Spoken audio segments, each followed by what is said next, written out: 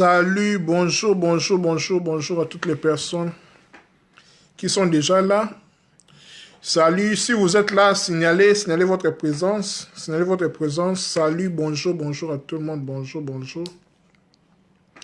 Bon mercredi à tout le monde, à toutes les personnes qui auront le temps, qui seront disponibles pour nous suivre. Car nous allons partager sur un sujet, je dirais un sujet, ça peut porter à polémique, mais nous allons oser de le dire parce que ça vaut la peine de le dire en fait, de le dire ou bien de l'exhorter, de l'enseigner, tout ce que vous voulez. Donc, comme vous le voyez, si vous êtes là, signalez votre présence pour que je sache que vous êtes là. S'il vous plaît, signalez votre présence. Si vous êtes là, signalez. Si le son est bon, signalez. Nous allons parler sur...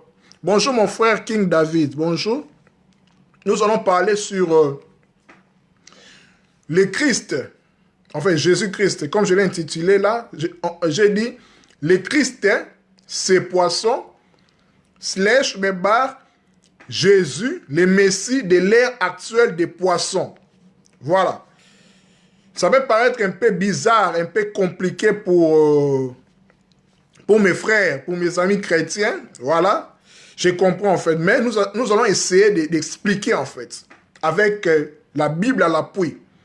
Nous allons expliquer pourquoi j'appelle, ou bien on appelle le Christ, ces poissons. Jésus-Christ, le Messie de l'ère actuelle des poissons. Voilà. N'hésitez pas à poser des questions. S'il y a des zones d'ombre, n'hésitez pas. S'il y a des contradictions, comme je le dis toujours, n'hésitez pas. Nous sommes là pour apprendre. Moi, je n'apporte que ce que j'ai compris, ce que je connais. Je ne possède pas toute la vérité du monde. Voilà, toute la vérité spirituelle des noms. Voilà. Donc, bonjour encore à toutes les personnes qui sont là. Si vous êtes là, signalez votre présence. Voilà, je commence. En fait, ce que nous devons savoir est que nous sommes en train de parler des fondements chrétiens, de ce qui fait la force, en fait, de la foi chrétienne, en fait. Voilà. Le Christ, c'est poisson. Jésus-Christ, le Messie de l'ère actuelle des poissons. D'entrée de jeu, il faut savoir que nous sommes à l'ère des poissons. Oui, vous voulez me dire, mais Kalenga, c'est quoi ce que tu es en train de dire? Mais il faut savoir que les mondes, allô, mon apôtre Israël, Louma, bonjour, merci pareillement. Donc, ce que nous devons savoir est que la terre dont nous vivons, est régie par des lois, en fait, des lois célestes. Des lois célestes, donc, sans vous compliquer, sans entrer en détail avec l'astronomie, tout cela pour ne pas dire l'astrologie.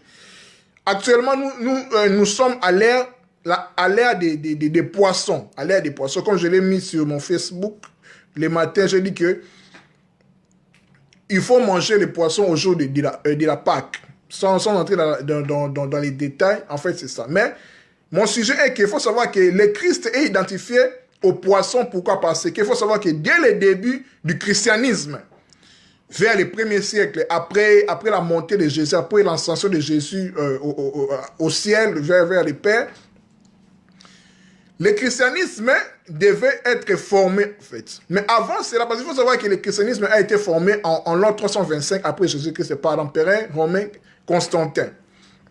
Mais avant cela, les premiers pères de l'Église, qu'on appelle les premiers pères de l'Église, en fait, les premiers pères de l'Église chrétienne,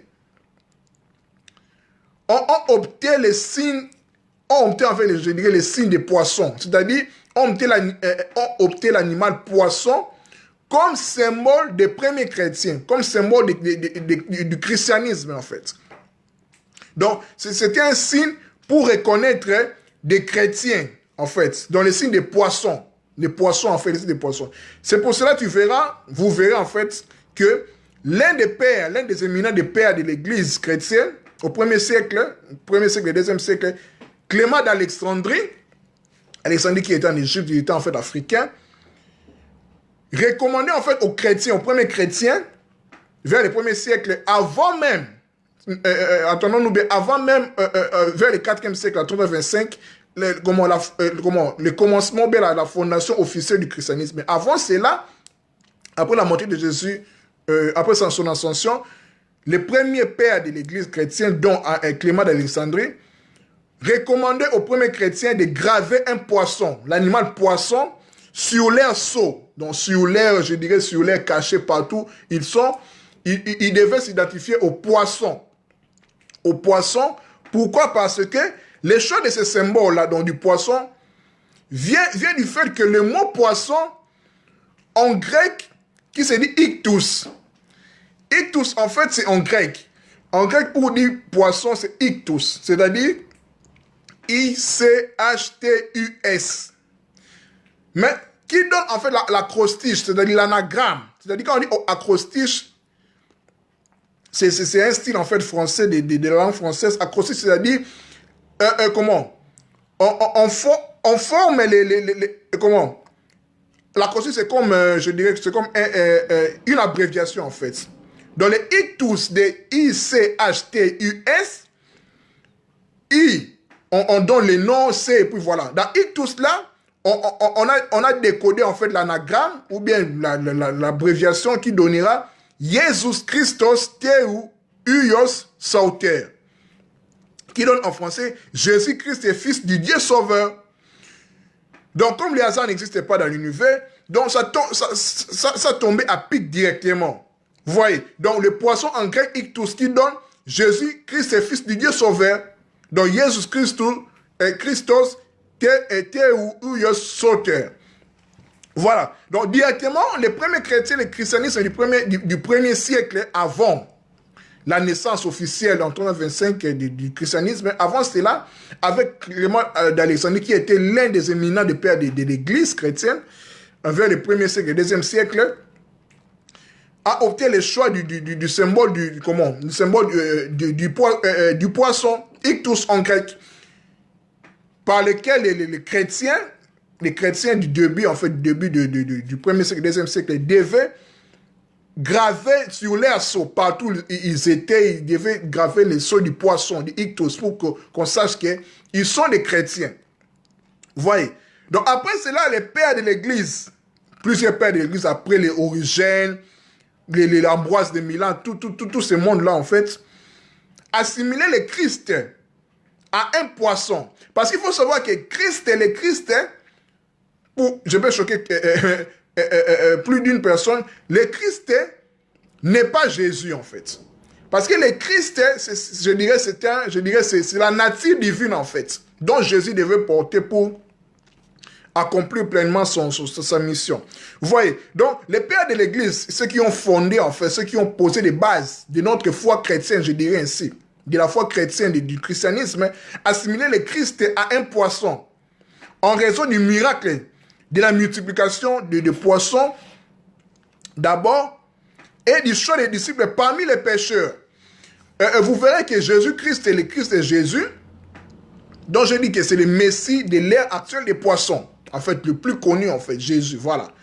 Donc,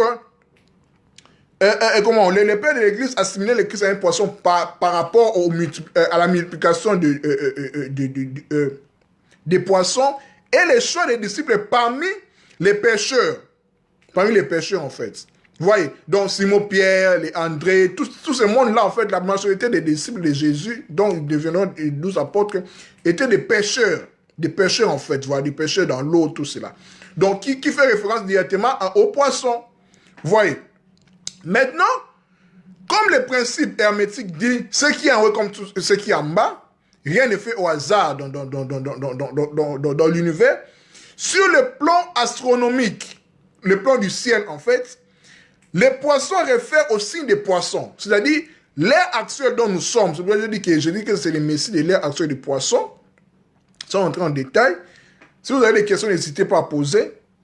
Donc, sur le plan astronomique, les poissons, qui est l'animal qui est typifié en fait dans l'ère où nous sommes actuellement, le Christ, réfère au signe zodiacal des poissons. Comme je l'ai dit dans mon statut aujourd'hui, je dis que les signes des poissons actuellement, ça va commencer, je dirais, le lendemain. Donc les 12 mars jusqu'au 19 avril. Comme je l'ai dit que Pâques tombera le 12 avril. Au lieu de manger l'agneau, il faut manger les poissons. Parce que la nomenclature a changé. Nous ne sommes plus dans l'ère des béliers où le Christ, où Jésus était l'agneau. L'agneau qu'on immolait en fait. Maintenant, il est le poisson. Vous allez comprendre pourquoi je dis que le Christ, Jésus-Christ, c'est le Messie de l'ère actuelle du poisson. Comme je vous ai dit que au 1er siècle, les pères de l'Église typifiaient Christ au poisson. Voilà, avec ictus. Ictus qui est, je répète encore, qui est le mot grec du poisson en français. Jésus-Christ est fils du Dieu sauveur. Voilà. Donc, sur le plan astronomique, comme je l'ai dit, que les poissons réfèrent aussi des poissons. Le Christ et Jésus, donc Jésus-Christ devient le symbole du soleil de la nouvelle ère. Parce qu'il faut pas oublier que le Christ est aussi assimilé au soleil. C'est pour cela, même dans la Bible, on dit qu'il est le soleil de justice. Le Christ, en fait, qui est incarné en Jésus-Christ, en Jésus, en fait. Jésus, c'est Yeshua, dont le Dieu le salut, dont Yeshua qui a porté, en fait, le Christ qui a porté la nature humaine. Nous allons voir même, c'est l'idée même de l'incarnation. Pourquoi on typifie le Christ, c'est poisson, donc Jésus-Christ. Voilà. Donc le Christ et Jésus devient le symbole du soleil. Christ qui est le soleil de la nouvelle ère. Donc c'est-à-dire l'ère où nous sommes, en fait, l'ère des poissons, l'ère actuelle des poissons.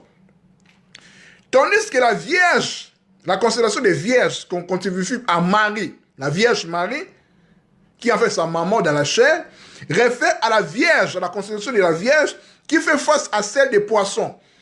En fait, c'est ça, c'est astronomique en fait. Donc, ta Bible, notre Bible, la Bible que nous lisons, est un livre aussi astronomique, pour ne pas dire astrologique.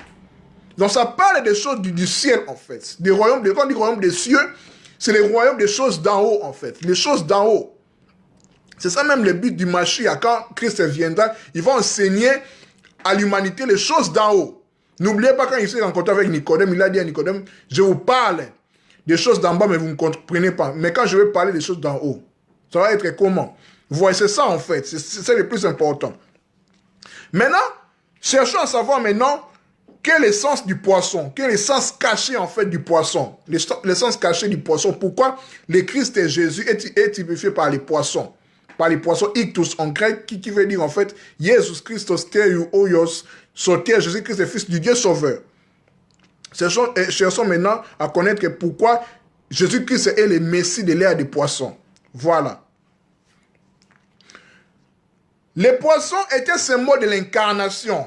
C'est-à-dire que les êtres humains sont aussi des poissons. Je vais vous démontrer. Le Christ devint un poisson en s'incarnant, c'est-à-dire en Jésus. Donc, dans Hébreux 8, on nous dit que le Christ dit à Dieu que tu n'as voulu ni sacrifice, ni holocauste, mais tu as voulu, tu m'as formé un corps. Et puis je dis que je viens. Donc le Christ vient dans le monde en s'incarnant à Marie, comme je l'ai dit, le poisson et la Vierge.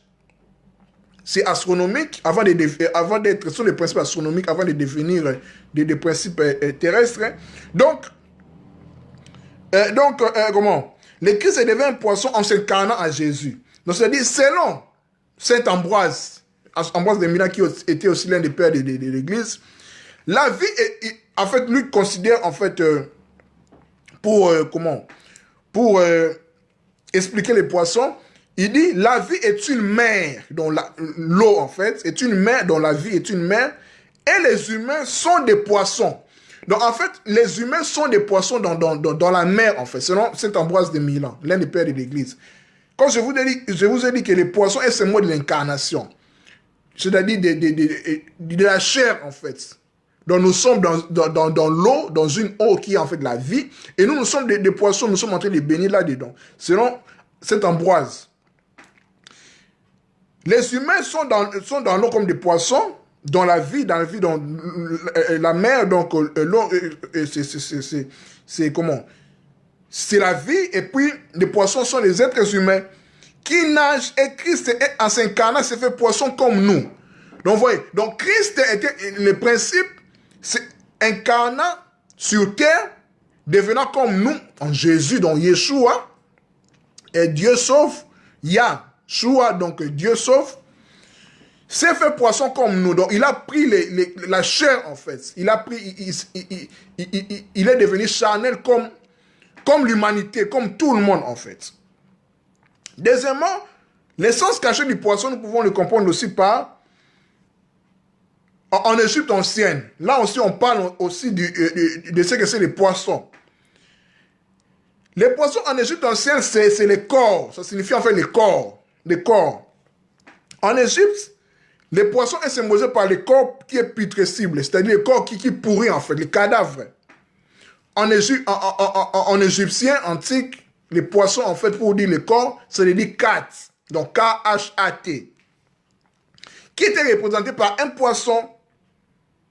Voyez, qui était représenté par un poisson. Donc le poisson est le signe en fait du corps physique, de notre corps en fait, de l'incarnation. Voyez. Troisièmement, pour comprendre en fait l'essence cachée du poisson, c'est Dieu, en fait, en Égypte antique toujours, Dieu est considéré aussi comme le poisson. C'est-à-dire, c'est la cosmogonie égyptienne, dans la cosmogonie de l'Héliopolis, on nous dit que Dieu est un poisson, c'est le grand poisson. C'est-à-dire, on le typifie par le concept de Noun. C'est pour ça qu'en Égypte antique, on dit que au commencement était Noun en fait. C'est-à-dire, tout était l'eau. C'était l'eau primordiale, les eaux primordiales, qu'on appelle en fait Noun. Noun qui aussi, nous allons le voir tout au cours de ce live, qui est aussi une lettre hébraïque qui symbolise aussi l'eau ou bien les poissons. Voilà. Donc, Dieu étant les poissons selon la cosmogonie de l'Égypte, au commencement était les Noun. Étaient les noms selon les Égyptiens antiques, dont l'eau, en fait, tout est commencé avec l'eau. C'est pour ça que dans la Bible, vous verrez que l'Esprit du Seigneur s'est mouvé au-dessus des eaux. En fait, tout vient de l'Égypte, en fait. Donc, les noms des Égyptiens qui, en fait, Dieu est l'océan primordial, les eaux primordiales, en fait, sur la cosmogonie d'Héliopolis, en Égypte, étaient considérés comme une masse liquide, sans limite. C'était sans limite, en fait. Comme Dieu est infini, il est sans limite. Les eaux aussi est sans limite. Ténébreuse, inerte, contenant une énergie virtuelle. C'était en fait les ténèbres. En fait, au commencement, c'était les ténèbres. C'est pour ça que dans Genèse, on dit qu'au commencement, en fait, c'était les ténèbres. Enfin, avant que la lumière jaillisse, avant que Dieu dit que la lumière soit. On peut aussi les corroborer aussi avec les chaos. Quand on dit chaos, ce sont les Grecs chaos, c'est aussi les nouns. C'est l'idée du ténèbre, du commencement, en fait, les chaos. Où il y avait une masse informe, en fait, rien n'était, en fait, tout était chaotique, tout était ténébreuse, tout était en fait sans limite, qu'on appelle en fait les nouns, les eaux primordiales. Voilà. Après cela, voilà, pour voir plus de détails, il y a eu, la naissance, en fait, on dit Atum, c'est-à-dire les deux primordiales, qui vient faire de l'eau. Là, dans la Bible, on dit que la lumière soit, il surgit en fait une lumière qu'on appelle Ra, Atum Ra, voilà. Là, c'est juste pour nous faire comprendre, en fait, selon selon les poissons. Parce que notre sujet est le Christ, ces poissons, je suis le Messie de l'ère actuelle du poisson. Selon la tradition juive aussi, Dieu avait sa demeure dans les grands océans où il était un poisson. Vous voyez, c'est la même chose. Maintenant, voyons maintenant dans la Bible les points qui concordent avec ce que nous sommes en train de dire par rapport à Jésus-Christ, par rapport au Christ et les poissons. Jésus, le Messie de l'ère actuelle des poissons. Dans la Bible, nous voyons un personnage, une personne de la Bible qu'on appelle Josué. Josué qui était en fait le successeur de Moïse pour conduire à la conquête de Canaan, de la terre promise après la mort de Moïse. Josué, en fait, c'est en français ou bien en grec. Mais en hébreu, c'est la même chose avec Jésus. Josué, c'est Jésus ou bien Yeshua. C'est la même chose. Mais quand vous lisez les livres de Josué, on dit que Josué, fils de Nun. Fils de Nun, Nun qui en fait, on va le dire ici par rapport à l'Égypte, Nun qui symbolise en fait les poissons, ou bien les eaux, l'idée des eaux en fait. Vous voyez, l'idée des eaux.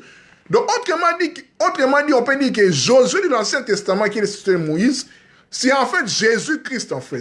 Il était une préfiguration de Jésus. Je dirais, une typologie de Jésus, en fait. Voilà. Parce que Tout dans l'Ancienne Alliance, Ancien Testament, préfigurait en fait la venue du Mashiach, de Yeshua Mashiach en fait. Voilà, dans le Nouveau Testament. C'est ça en fait. Voilà. Donc, Josué ou bien Yehoshua ben Nun. Donc, fils de Nun, fils de Zo en fait. Voilà, c'est la même chose. Qui dit Josué, dit Jésus, c'est la même chose. Mais il faut savoir aussi que, au temps de Jésus, Jésus n'était pas la seule personne, pardon, à s'appeler comme tel. À l'époque, au Palestine, il y avait des personnes aussi qui s'appelaient aussi les Jésus. Par exemple, Jésus ben Sira, celui qui a écrit les livres de Siracide ou Ecclésiastique. Voilà. Donc, Nun, donc Josué, fils de Nun, qui était successeur de Moïse, Josué, fils de Nun, qui a fait la préfiguration de Jésus-Christ, de Yeshua Mashiach, Yeshua. Les Nun, en fait, c'est les poissons en hébreu. Ça réfère aux poissons en hébreu. Qui donne en chaldéen ou en arabe aussi les poissons. Signifie aussi fleurir, se perpétuer.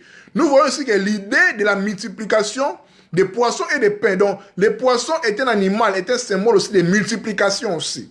De l'eau de multiplication. Fleurir, se perpétuer. Voilà l'abondance, l'inondation, tout ce qui est prospérité, tout ce qui est abondance. Les poissons, c'est ça en fait. Donc, nous avons compris que Jésus-Christ, en fait, comme nous sommes en train de dire ici, que le Christ, c'est ces poissons, Jésus-Christ, le Messie de l'ère actuelle des poissons, où nous sommes. Toujours dans la Bible, on nous parle aussi des références aussi avec les poissons. Nous venons de voir avec Josué, fils de Nun, mais nous allons voir en fait avec Jonas. Jonas, en fait, aussi, qui est en fait la préfiguration de Jésus aussi.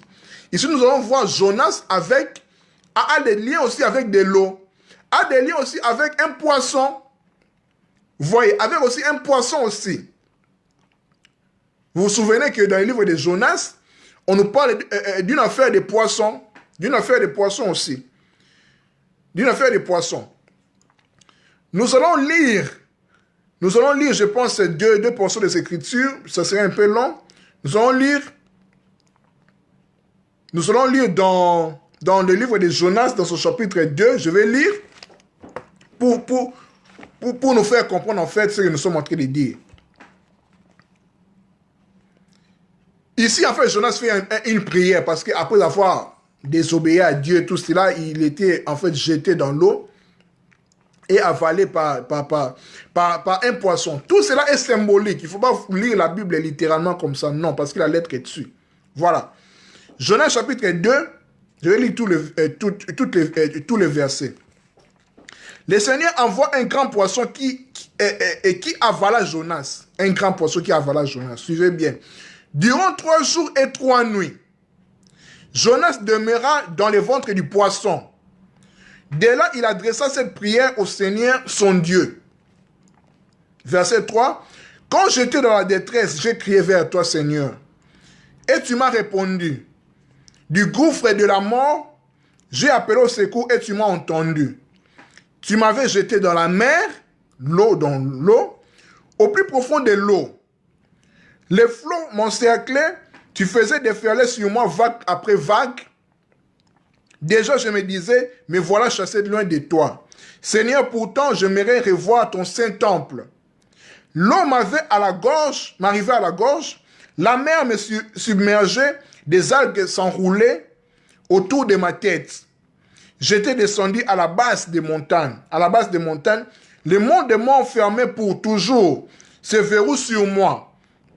Mais toi, Seigneur, mon Dieu, tu m'as fait remonter vivant du gouffre. Au moment où la vie me quittait, j'ai pensé à toi, Seigneur, et ma prière est parvenue jusqu'à toi et ton saint temple. À ton saint temple, ceux qui rendent un culte au faux Dieu perdent toute chance de salut. Mais moi, je chanterai ma reconnaissance, je t'offrirai un sacrifice, je tiendrai les promesses que j'ai faites. Oui, c'est toi, Seigneur, qui me sauve. Verset 11. Sur un ordre du Seigneur, les poissons rejeta Jonas sur la terre ferme. Maintenant, voici maintenant la compréhension en fait de cette terre. Ici, nous voyons que Jonas était comme si englouti, enterré en fait. Ici, il faut comprendre que, comme je l'ai dit avec Josué, que ce sont des préfigurations de Jésus, en fait, du Nouveau Testament. Jonas aussi, c'est la même chose. Ce sont des types, des typologies. Car l'Ancien Testament, c'est l'ombre, en fait, des choses à venir. La réalité, c'est avec Christ et donc Jésus, en fait, de la Bible. Donc, ici, nous voyons, en fait, Jonas a été avalé 3 jours et 3 nuits.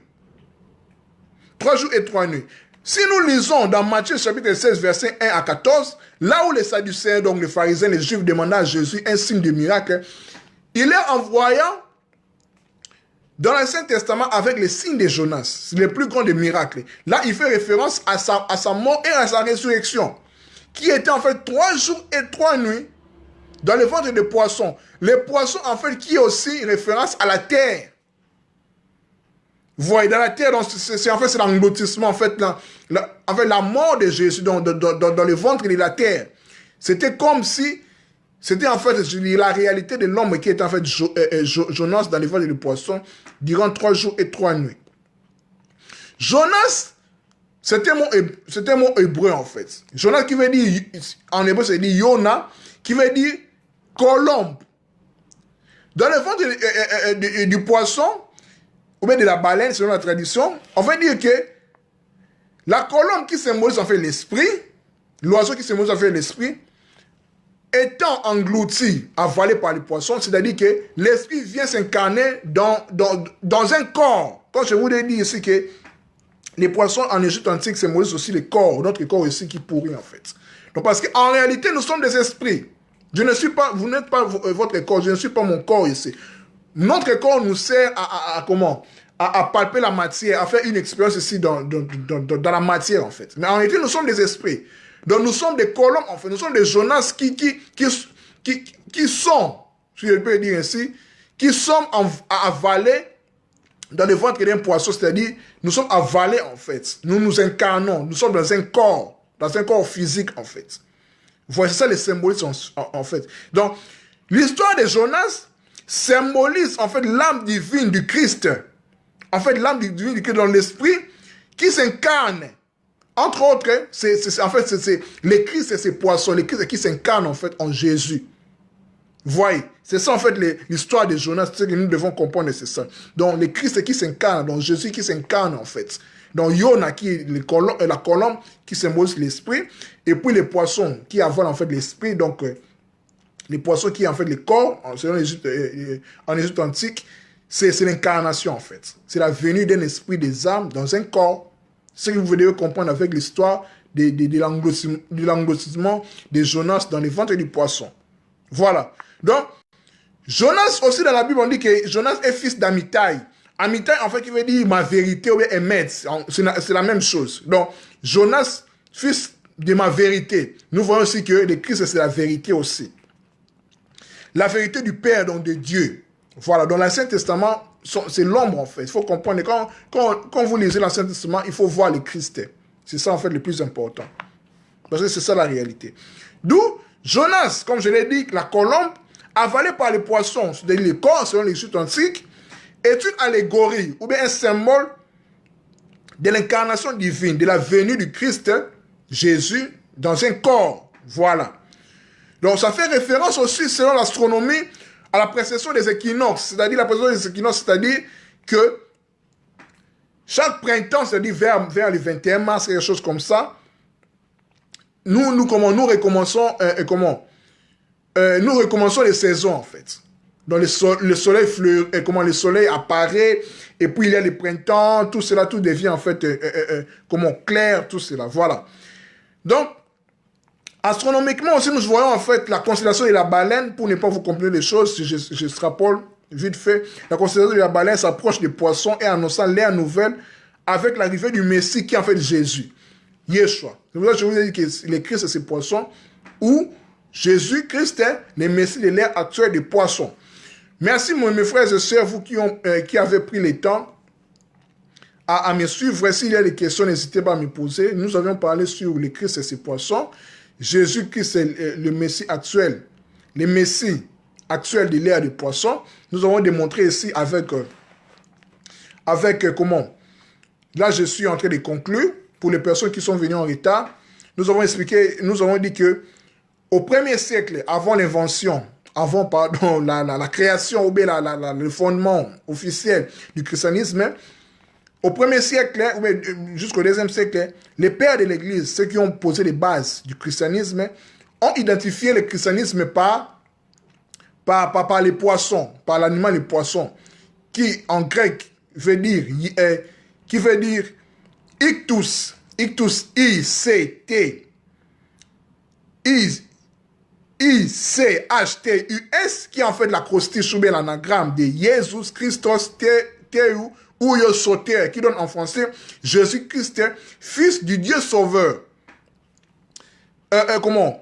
Au début, les chrétiens, s'identifier au poisson, il est gravé dans l'air saut. En fait, c'était en fait des signes qui sont des chrétiens.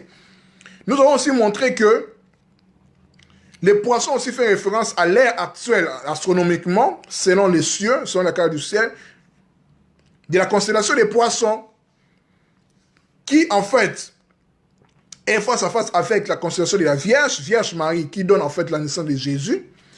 Nous avons aussi vu l'essence cachée du poisson. Nous avons expliqué par quatre exemples clairs. Nous avons dit que le poisson est un symbole de l'incarnation, de la venue d'une âme ou bien d'un esprit dans un corps. Symbole du Christ dans Jésus dans un corps. Le Christ qui s'incarne en fait en Jésus, en Yeshua. Voilà.